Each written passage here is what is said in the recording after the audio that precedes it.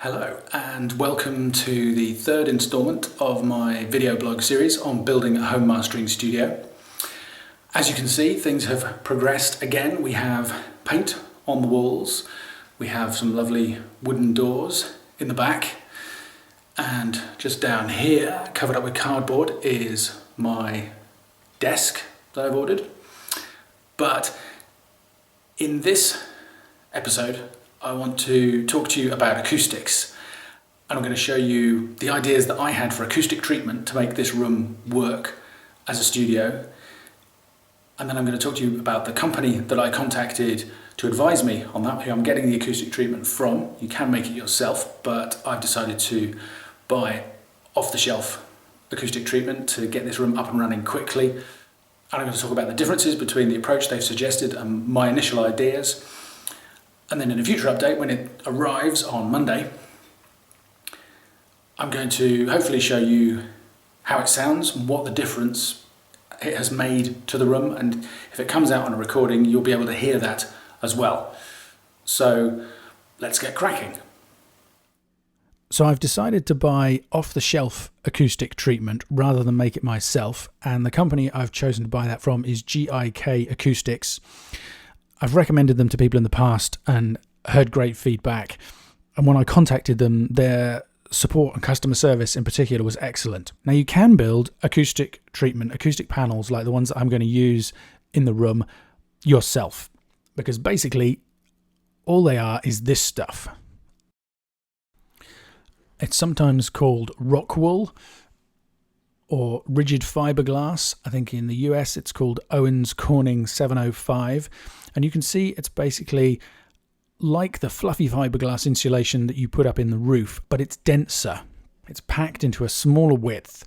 So typically it comes in sheets that are about 2 inches thick. And there are a whole bunch of tutorials out there on the internet that will show you how to make these if you want. I want my panels to be ready fast. I want them to look great. And honestly, my DIY skills are not good, so I'm happy to pay a little bit extra to have them pre-made by GIK. And in fact, when I contacted GIK, Brian got back to me and we had an email conversation and then a Skype conversation about what would work best in my room, because as I said in the first video, it's not the ideal shape, so I knew the acoustic treatment was going to be important. And I sent him the SketchUp file that I have of my plans for the studio, and I thought you'd be interested to hear what his feedback was and what we finally decided on doing. So GIK offer, you can buy the panels however you like, but they also offer room kits, and I picked one of these room kits which looked pretty cost effective to me, where you get 2 of these tri-trap corner absorbers, 3 of these thinner acoustic panels, and 2 of these thicker broadband absorbers, which are often called bass traps. And here you can see where I had decided to put them in my room. Some of those decisions were good, and some of them Brian had suggestions to improve on, as I'll tell you in a minute. But my idea was to put the 2 tri-traps in the front corners behind the speakers. You always get the most bang for your buck in terms of absorption in the corners of the room, because corners are where you have 3 reflective surfaces in close proximity to each other, and you can absorb energy out of the sound waves reflected by all 3 of those surfaces with the same absorber in the same place. So always start with absorbers in the corners of your room if you can. I knew I needed panels at the first reflection points. If you look on here, this little cross is where my head is, my listening position in the room, and the first reflection point is the first place that the sound waves bounce off a wall and reach your head. And that happens with both speakers on both sides of the room.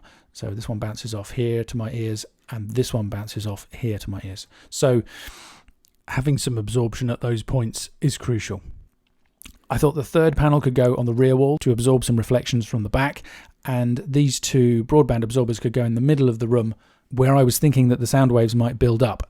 But that's where I was wrong, and that's where Brian's advice was invaluable. So now I'm going to switch over and show you what Brian recommended I should get in the room.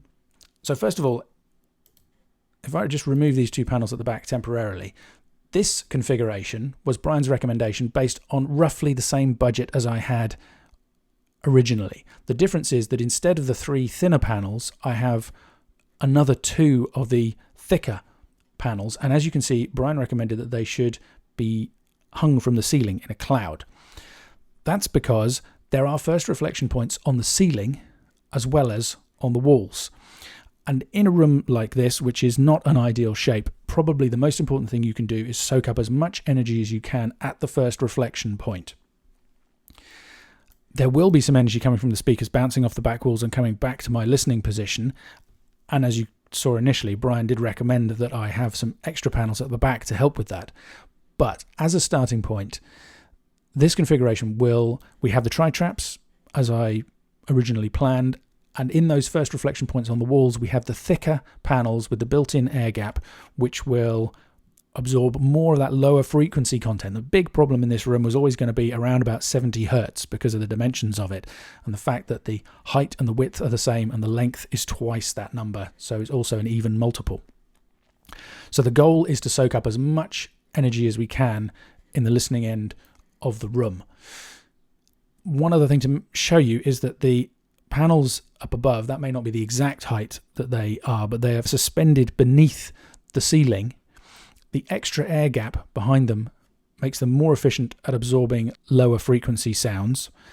Panels like these are never going to go right down to the bottom, but in that, especially in that problem 70 hertz area, having an extra gap there is useful. And actually, if I quickly show you these extra panels that Brian recommended I should have, those are also mounted on stands off the wall with a different gap again. These are the thicker Mondo traps that GIK make, so they will absorb even more and a little bit lower down because of that different gap. So the biggest difference, obviously, is Brian told me these panels that I had planned to put in the middle of the room would do almost nothing, because at the frequencies that I'm concerned with, we would have a node in the middle of the room where the air is not moving very much, and if the air isn't moving very much, then the panels can't slow down the particles and take any energy out of the sound waves to give you an improvement. So bringing those panels forward and putting them at the first reflection point and adding extra ones up at the first reflection point on the ceiling was the big recommendation that Brian had. Now, he did also suggest having these extra panels at the back. This is the first reflection point. If you think the speakers, the sound is going to bounce out from there and back to my head there. So it's about halfway in between my listening position and the speaker on the rear wall. The best way, incidentally, to test for the location of these panels is to use the mirror trick. You get a friend to hold a mirror up on the wall with you sitting in your listening position. When you can see a reflection of the speaker in the mirror, that's where to put your panels. And remember, you'll get one reflection from this speaker and another reflection from this speaker over here, slightly further forward. So one of those panels just about covers both of those points on the walls in my room, but it will vary depending on the dimensions of the room. And I actually fine-tuned the final position of those panels by ear to what felt right to me, but that gives you a great starting point. These panels need to be halfway between the speakers and the listening position, more or less. And as it happens, the team at GIK had noticed that I was doing these videos and very kindly offered to provide me with the extra 2 panels for the rear free of charge, because they weren't part of my budget for treatment in the room. And that means that I'm going to be able to give you my feedback about the benefit that I think they give you. And I'm hoping in a later video to actually be able to record some demonstrations of the room without these panels, and then as I gradually add the panels in, so that maybe you can hear the change that's happening. It won't sound exactly the same as it does for me, but I think that would be fun. So thanks to GIK for that. Hopefully it's going to give me a better sounding room and you even more information to help you if you want to do something similar. So there you go. This was the plan, and about a week afterwards, bang on schedule, this happened.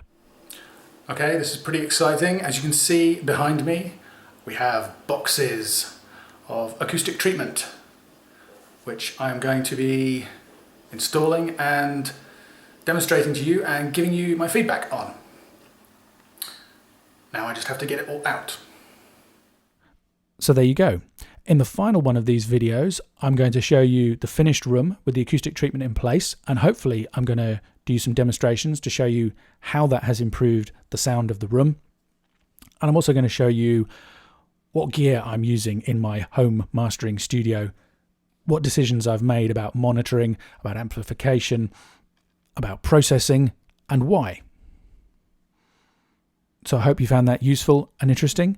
Please subscribe to the YouTube channel to make sure you get future updates. Check out my website, productionadvice.co.uk, where there's a whole host of more information on this topic and others like it.